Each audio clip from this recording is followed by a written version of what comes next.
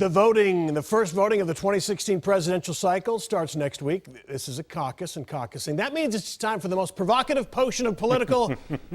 I'm ready for tonight, man. I'm stretched and everything. I'm ready to go. Okay, all right. This campaign's like there's two guys beating each other with sticks a minute ago. Two things. Whatever happened to the Dixie Chicks? Anyway, I think we know. And the big guy in the truck kind of looked like Ben Ferguson. Trust me, it would have taken fewer hits than that, more precision. Okay. That thing would have been over. We would have heard ding, ding, ding, winner, winner. Okay, big guy. All right, Ted Cruz late this afternoon released a new ad in Iowa attacking Donald Trump's so-called New York values. Let's take a quick look at that ad. I lived in New York City and Manhattan all my life, okay? So, my views are a little bit different than if I lived in Iowa. They are different, like on abortion. Would President Trump ban partial birth abortion? Well, look, I am pro-choice in every respect. And what does Trump think about Iowa? How stupid are the people of Iowa? Donald Trump, New York values, not ours. My views are a little bit different than if I lived in Iowa. I'm Ted Cruz, and I approve this message. All right, so Ben, is this working? Trump has moved 14 points now past Cruz in Iowa since the debate where this whole thing kind of first came up. Is it working? Yeah, look, you have to start playing this game. Donald Trump is the best trash talker in modern political history. I'll give him that. But if you don't fight back, he will literally turn you into whatever it is he's trying to make you into. For example, he keeps saying that Ted Cruz is a nasty guy over and over and over again.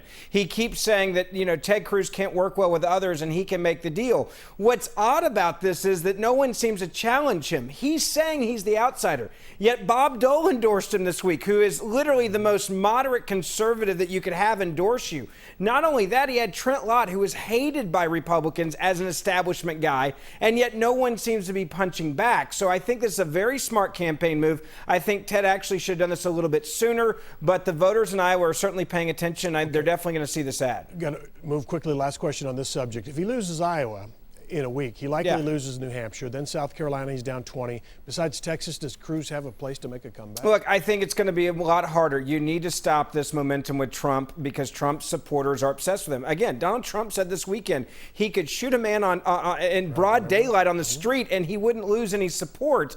You want to talk about narcissism? That's pretty intense narcissism, and yet people seem to love it. Well, and he doesn't think much of his supporters either. I think that's the message. Anyway, I want to show you another piece of video on Saturday. Dallas First Baptist mega church pastor Robert Jeffress flew to Iowa to, wink, wink, not endorse Donald Trump. Here's that. Although as a pastor, I cannot officially endorse a candidate, I want you to know I would not be here this morning if I were not absolutely convinced that Donald Trump would make a great president of the United States.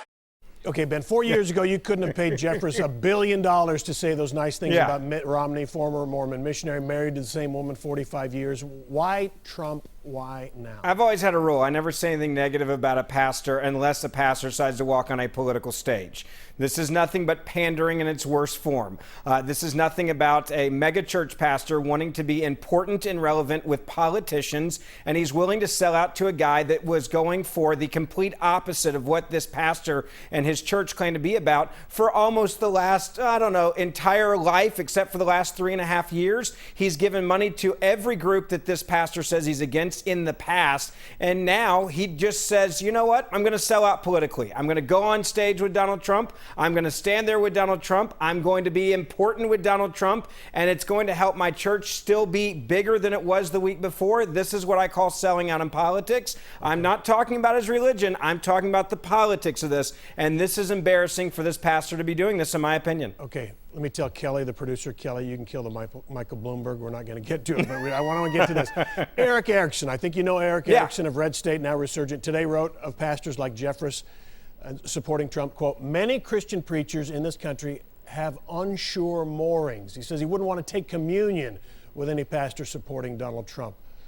Look, I'll say it this way. Pretty strong. When you have Donald Trump that comes out and plays Christian, plays evangelical, and then quotes 2 Corinthians and people laugh and he doesn't know why they're laughing. A guy who then attacks someone else's religion like Ted Cruz, saying he's not a real evangelical because coming out of Cuba, implying that he's somehow from Cuba, there's Catholics coming there, which is also slandering Catholics. And then for this pastor to stand on stage with Donald Trump, I'll say it again. It's embarrassing. You should have stayed at your church church and not try to push yourself out there as some reality TV pastor next to Donald Trump, and I think his supporters should let him know what they think about it. I'm sure I'll take heat for it tonight. But again, if you're a pastor, stay on the pulpit and don't get involved in politics, especially when you have a guy like Donald Trump who's pandering. And all I'll say to you is 2 Corinthians. Really? You want to back that up as a tough Christian? 2 Corinthians? All right. His Twitter account is now you can yell at me. Ben Ferguson Show. I'd check it quickly. But Yeah. Ben Ferguson, thank you. Thanks, very man. much.